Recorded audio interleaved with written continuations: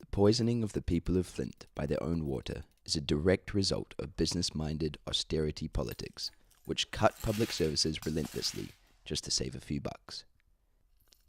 The switch from clean lake water to the dirty Flint River was made by an emergency manager appointed by the governor, who has the power to overrule democratically elected officials.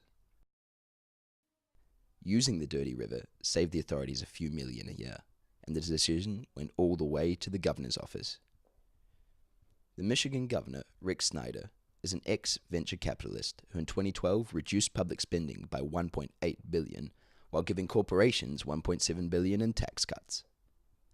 General Motors, who gave thousands to Snyder's election campaign, have paid no federal tax in the US since taxpayers bailed them out after the 2008 crisis. Meanwhile, thousands of Flint residents have had their homes foreclosed. Snyder's administration even paid $440,000 taxpayer dollars to give General Motors an alternative water source after their top brass complained the Flint water was corroding their engine blocks. That's right, corroding engine blocks. Just imagine what damage this water has done to the bodies of thousands of Flint's children, many of whom already live under the poverty line. When corporations realized the crisis was gaining worldwide attention, they all wanted to look like they were doing their part.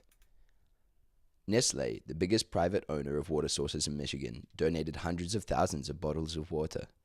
But, unlike the poisoned citizens of Flint, Nestle has never paid a water bill for the hundreds of thousands of gallons of Michigan water which they pump out of the region's lakes daily. What Nestle didn't do was to pay back the $10 million in tax abatements they recently received from the state of Michigan, which would have paid the annual bill for clean public water for the people of Flint for 3 whole years. The Flint water crisis is a failing of austerity which completely degrades and defunds the essential services we need to keep our communities safe and healthy. This model, which austerity politicians consistently use worldwide, cuts public services until they are no longer able to cope, and then uses this as a justification for privatization for private profits. And the crisis is hardly localized to Michigan or the USA. All over the world, government officials who want to run government like a business are gutting public services under the guise of saving money, while drastically reducing taxes for corporations and the wealthy.